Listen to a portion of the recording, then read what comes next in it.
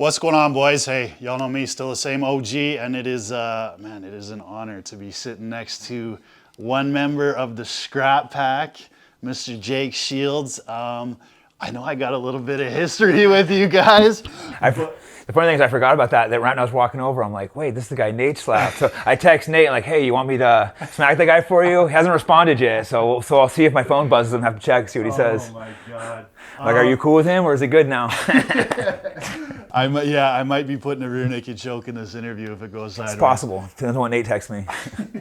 But the one thing, you don't watch MMA journalism, but after that happened, I did see an interview where you handled that really well. That's why, otherwise I wouldn't do an interview with you, Nate being my friend. But you're like, hey man, I fucked up. Yeah. Nate came and smacked me. You took it like a man, and that was why I respected this dude. He took it like a man and didn't bitch about it, didn't make excuses. Because not like Nate was actually trying to hurt you, just kind of, he was checking me. Exactly. You know what I mean? And sometimes guys run their mouth too much and of course. need to get checked. And that was it. That was my whole thing, was like, you know what? Like, I'm not going to deny that I was talking shit. So he had every right. You know what I mean? Yeah, no, I think if journalists are talking shit, they need to know, you need to be careful because you can get arrested nowadays. But journalists need to know if they're spouting their mouth, they might get smacked. Hell yeah, bro. Now, I mean, we can talk about other people talking shit. Like, we're going to get into that in a little bit because there's a story there. But I was actually, before you got here, I was watching some of your old fights, and like, I want to get the story behind the Nashville Brawl, bro. I want to get the story because the actual story, or well, because you had been in you just done 5 rounds with Dan Henderson. Yeah. Dan Henderson, who would almost put you out in the first round. Yeah. It was a crazy ass fight, and you're sitting there, and the next thing you know, a guy who you had just beaten in a unanimous decision a little bit ago, Jason Mayhem Miller, pops up and goes, hey, where's my fucking rematch? And all hell breaks loose on live television. Yeah, it was a crazy moment. I was through just an epic battle with Dan Henderson, and he comes in. Thing is, Mayhem was actually training with Henderson at the time, so we thought it was gonna be an all-out brawl when it came in. But it turns out Henderson's guys don't really like him that much, so he comes in my face, and we just went off. And we had a little history before that too. He was going off on Twitter. He was angry. I snagged a girl he apparently liked that I didn't really know about, so he was a little butthurt about that, I think. So that may have been part of it. But there was some behind-the-scenes drama, and then we just. It was funny because our team, we're tight. We all just started fighting. We all just mopped them up, thinking it was a big brawl. Then we look around and we see Henderson's guys just back up, and we're like, "Oops." That's what was crazy to me because you watch it and you see you get pulled away, but then you see Melendez come in and just start fucking wailing on him, right? But like you said, there was nobody there for Jason Miller. Yeah, and like I said, that was the team he was training with. So they should have backed him up, but I think they didn't really like him that much as a thing. So maybe they shouldn't have backed him up, and they're kind of like, "Yeah, this isn't our fight." But the way our team rolled, we were so close. If one of us is fighting, we were all fighting. So we expected a big brawl. And, to compliment him, though, he never bitched about it. He didn't complain. He wasn't like a baby about it, being like, oh, they jumped me, beat me up. He was tough. I don't like Mayhem, but he's tough. He never, bitches about things. He's crazy. I think he's currently in jail, but the guy was always down to scrap. Yeah. So, it was you, it was Nate, it was Nick, it was Gilbert. It was pretty much all of you guys. It was the whole Jason. team, yeah. Plus, my brother was in there, a few other people. I had my dad trying to pull me off. A couple other friends were trying to pull me off, which was a smart thing. But at the time, I was super angry. I'm like, why didn't you let me get him? Yeah, and when you look back on that moment, there's obviously they're like, guys, we're on national television. There's a lot of testosterone going, but that for me was one of the first things that really made MMA kind of mainstream, because then we got obviously the Conor Khabib incident. We got Jones and DC beefing, but that was one of the first ones. Yeah, I have mixed feelings about it. Obviously, I could be like, I shouldn't have done it. It was stupid. That's what the logical part of me says. The other thing is, it went completely viral, like you said. The fans love it. You get it. You love it. Most MMA journalists don't. That's the thing. I got criticized so heavily for MMA journalists. And you watched when Khabib got in that brawl after his fight. I went on Twitter, and the MMA journalists were just being like, this is the most shameful thing I've seen. This is going to be a stain on his legacy. And I'm sitting there being like, oh man, I guess I'm out of touch because I loved it. But then I went out the next day to get coffee. A lot of people know I'm fighting, and everyone would be like, man, did you see that Russian guy everywhere I went? And I'm just like, okay, the MMA journalists are the ones that are out of touch, not me. Fans, the sport is fighting. The fans love fighting. So occasionally a real fight's going to break out. And it's not like, we're fighting random people. We're fighting other trained fighters. So it's different if like I went and like beat you up. I might would fuck around with you, but I'm not like gonna beat up random guys. But if it's another pro fighter mouthing off, it's like what we do for a living. So it's a different world we're living in. I think some of these other people don't understand.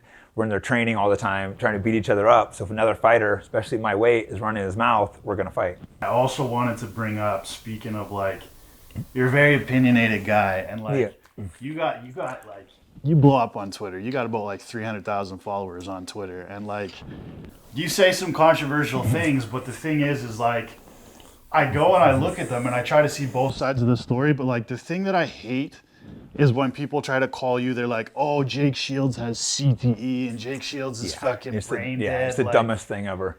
It's what anytime someone disagrees with a fighter, like you have CTE. It's like, no, I just have a different opinion, you know? And I am opinionated, and honestly, I'm half like just having fun in Twitter. I'm not, people take it so seriously, wanting to like, you know, calling you names, hating you. It's like, I'm just there having fun, joking around. Most of things I tweet, I at least mostly believe. I might exaggerate things for fun, just to stir something up occasionally. I might throw something out that I know is just going to stir something up that I don't totally believe for fun. But people get so worked up over it instead of just enjoying it and having fun and trolling a little. And that's what I like. I'm able to see that. I'm able to see what you're doing, but then I can go on like Reddit or like, Reddit's the you know worst. what I mean? I can like Google Jake Shields Twitter, and the headline will be like, brain dead fighter Jake Shields tweets something stupid, and it's like, you guys need to look outside the box for a second. Jake's fucking with you. A lot of times too, they won't like even like challenge what I even say. They'll just be like conspiracy theorists or that, but they won't break down the things I'm saying. Because I'll take things I've carefully looked into. A lot of times, sometimes I'll do careful thought out tweets, and they'll be like conspiracy theory, and it's like, no, it's actually true. And as we've seen, a lot of things that were called conspiracy theories keep getting proved true. Yeah. What's like the biggest backlash you've gotten on Twitter? Like, what's one tweet you put out that just like fucking blew up your phone? Let's see. There's been a few that have gone crazy. Oh, the craziest is when like, a few trans things saying it shouldn't be in sport. I've gotten lots of hate, but one really went viral is what I just did a joke with Andrew Tate and that girl. I remember seeing What I say something, I'm like, oh, you two need to like stop flirting and have sex already. Clearly a joke, and everyone just freaked out, being like, she's not a minor, she's 19. Like, I'm saying they're flirting, and first off, that would clearly be a step down for him, not her. The girls he's with are like models. He obviously wouldn't hook up with her. Yeah. But he took the joke. He thought it was funny, but then people were just so angry at me for it. There's multiple articles. I'm like, no, I made a joke about a 19-year-old, which clearly they're not going to hook up. Yeah. I mean, maybe we'll be kind of a funny couple. Yeah, man. It's wild the way that like, I don't know, like we just grew up in a different generation. You know what I mean? Like we were able to say whatever we wanted, and there wasn't social media, and there wasn't these platforms where people were just able to fucking blow shit out of proportion, Yeah, you get like hate mobs after you, which for me, they don't really bother me that much, but I can see how they could if you've never like had a hate mob after you. I'll have DMs sometimes, like if one of my tweets go viral and like the left-wing Twitter with like, 1,000 people threatening me, occasionally even death threats, which isn't cool, but I don't think they're real. But it's like, people just saying the worst things to you, and it's like, come on, give me a break.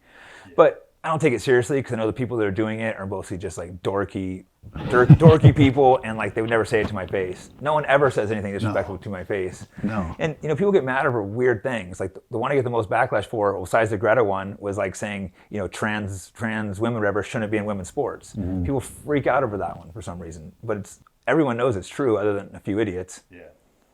So. Yeah, it's weird that you say that because like same thing with me and Nate. Like my DMs were like, fuck you, man. Like I'm gonna fuck you up. And I'm like, man, I've been doing this for like, I've been working for Full Send a little over like 8 months now. I've never seen one person at one event talk shit. Yeah, and that's what we need to realize too. Like online's not the real world. No. People will get all worked up and talk crap to you. But these same people, when they see us, most of them will probably come up, ask for a picture, say hi, and then they'll be like, oh, that guy wasn't bad. Yeah. They'll realize you're just, messing around. So I think a lot of the online interactions maybe aren't the best. Because in person, people are rarely disrespectful. I very rarely have bad interactions, almost never. Yeah. But online, like a third of my interactions are negative. Yeah. Now you say you rarely have bad personal interactions, but we did have one thing that happened at the PI a little bit. A guy by the name of Mike the Truth Jackson, same thing. He was talking some shit. He was saying, a word about you that's not a very nice word.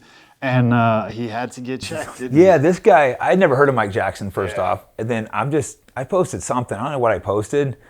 And then he goes on there and just called me a Nazi out of nowhere. What I posted had nothing to do with race or anything. And I was just so confused. Like, who is this guy? So normally I just would have put block if someone like calls me a Nazi or something, because they made that word completely meaningless. A word that should be like a big deal. Calling someone Nazi should matter, but you use it so much, it doesn't. But that I seen the dude fights, and he fights my weight in the UFC. So I'm like, I DM'd him, like, hey, when I see you on site, we're scrapping. And he runs his mouth like, yeah, I'm gonna fuck you up, Nazi, this and that. So I'm like, all right, this guy, we both agreed to on site, we're fighting, Another thing is, I went and looked at this guy's Twitter, is all it is, he's calling everyone a Nazi, white privilege, white supremacists. He's 1/4 black, 3/4 white. I checked his Wikipedia, went to private schools, grew up rich, and like, this dude's like just a clown. Yeah. So I walked in the PI, after he called me a Nazi. I told him on site I was gonna see him, and I seen this dude, hitting the bag. So I'm like, oh, it's on, fucker.